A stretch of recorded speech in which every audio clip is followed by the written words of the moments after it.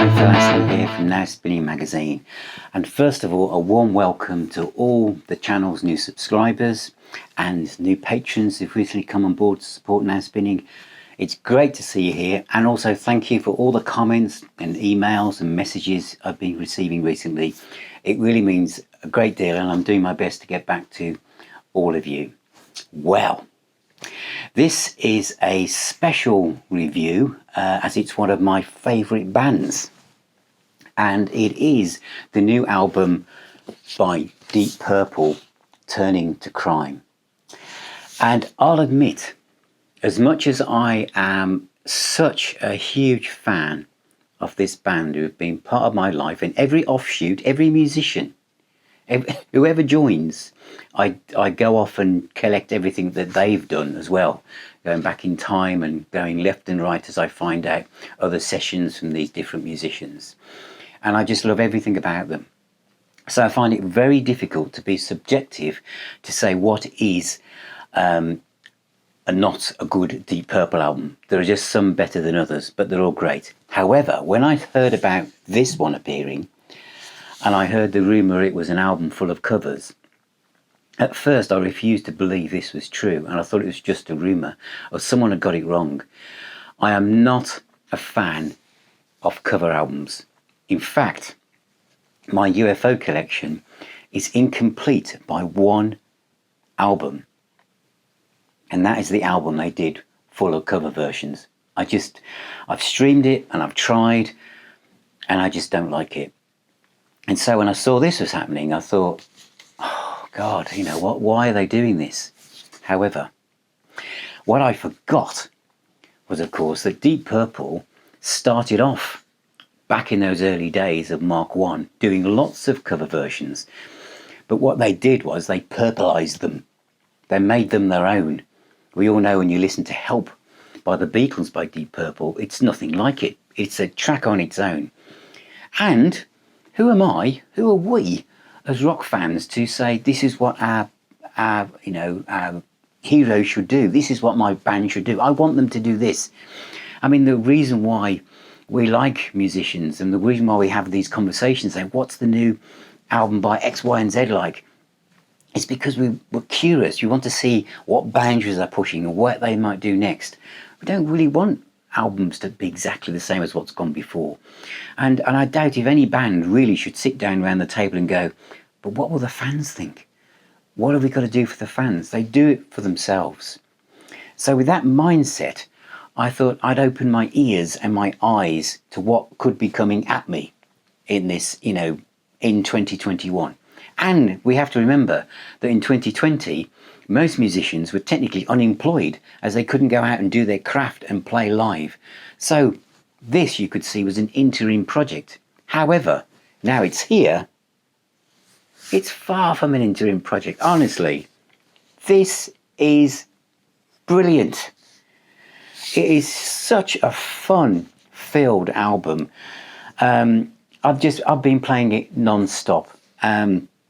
It is fantastic. It really, really is. Ian Gillan apparently was one of the only members who was dead against it when he heard of the idea. He's in his element. He's having an absolute ball. It really is. He sounds fantastic. His voice sounds better than it has done for years. He loves rock and roll, and there's some great rock and roll R&B type numbers on here. But also the production. They weren't in the same room. But the production, the sound on this, Bob Ezrin has produced it. It's just incredible. I mean, they do on Caught in the Act, which is the last track on side 2 on the vinyl, last track on the CD. It's kind of a melody of very, very different songs. And they did Green Onions, which many of you will know they've done live as an encore, before.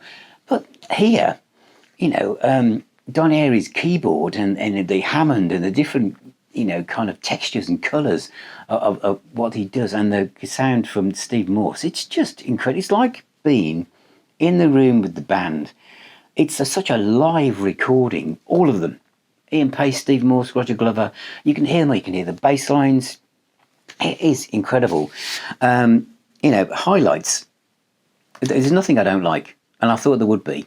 In fact, the only one which I kind of struggled with was the Lonnie Donegan song, The Battle of New Orleans, which is probably too rock and rolly, kind of Dixie for me. But 7 and 7 is just amazing. Rocking Pneumonia and the Boogie Woogie Flu, how apt is that? It is just brilliant. A highlight for me is Oh Well by Fleetwood Mac, the Peter Green version of Fleetwood Mac.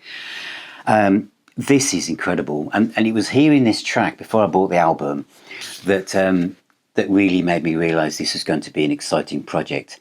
Ian Gillan sounds fantastic on it. The guitar playing, from Steve Morse is just brilliant. The whole band, the bass lines are really complex, and apparently from reading an interview with Roger Glover, he really kind of had to really push himself to get around this. It's purple. It's purpleized. It really is. It sounds like Deep Purple. The whole album sounds like Deep Purple. And the bit at the end of Oh Well, when it goes into Oh Well Part 2, which those of you who know the track anyway, that's included. And Steve Morse does this almost angelic guitar playing over this melancholy background keyboards from Don Airey. I absolutely love it.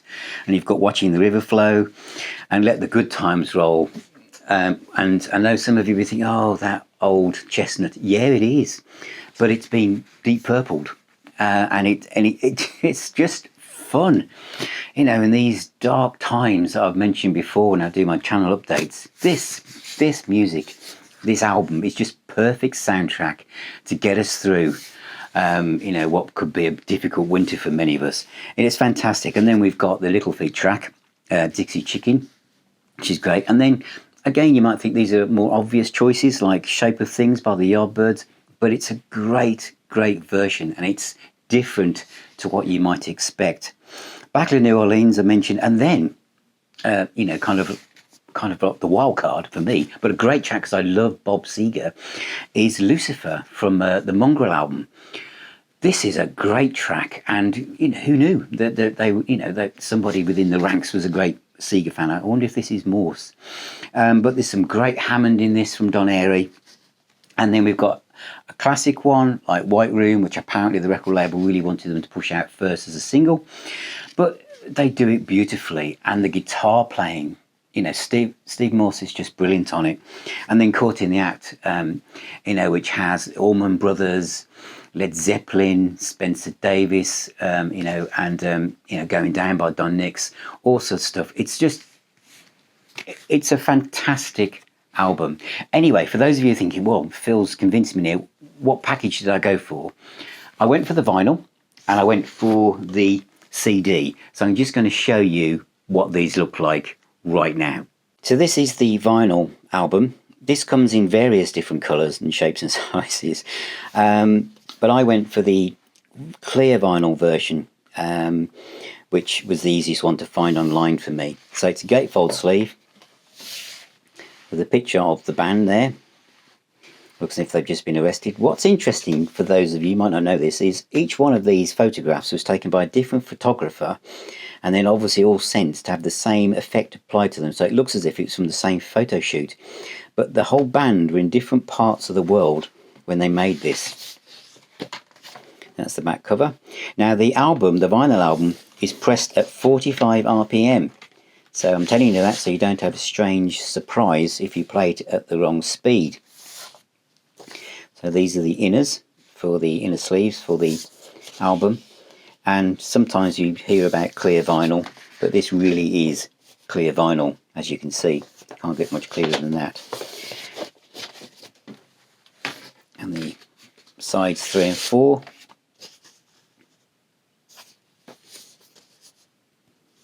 Like so, and then I'll just show you the CD case. I've gone for the normal plastic case. There is a digipack as well, and it basically mimics the vinyl inner sleeves really. But what's also great about this album is there's different musicians on here as well. So you've got trumpet and tenor sax backing vocals and the horns. You've got female vocals, And so you've got 7 and 7 is by Love, Rocking Pneumonia by Huey Piano Smith, Oh Well, Fleetwood Mac, Jenny Take a Ride, Mitch Ryder and the Detroit Wheels, fantastic. Watch the River Flows by Bob Dylan, and Let the Good Times Roll is by Ray Charles. Dixie Chicken is by Little Feat. Shapes of Things is by the Yardbirds. The Battle of New Orleans is Lonnie Donegan. Lucifer, the Bob Seger System. White Room by Cream. And Caught in the Act is by Don Nix. Green Onions by Booker T. Stephen Cropper, Hotlanta, Greg Allman, the Allman Brothers, Dazed and Confused, Jimmy Page, Robert Plant, Led Zeppelin, Gimme Some Lovin' by Spencer Davis. Now, who would have thought that Deep Purple would cover Led Zeppelin? But it's a fantastic melody of songs, and as you say, all the pictures are basically duplicated from the vinyl. So I went for both, and you see where it says here, serve with a pinch of salt and play loud. So that's Turning to Crime by Deep Purple. Available in loads of different formats. I've gone for the clear, absolutely clear vinyl as you've seen it, and the CD version, and I'm absolutely delighted with my purchase. I think this is a completely fun album. It shows Deep Purple having an absolute ball. They're just enjoying themselves and having fun. And as it says on the back, there must have been a little bit of nerves in the record label saying, you know, take with a huge pinch of salt and play loud. And approach it like that, and you will enjoy this. And the other thing I think is that people who don't normally listen to Deep Purple, if they hear this, they will like it. Let me know what you think in the comments. Please subscribe, ring that little bell thing, you don't miss out on any future videos.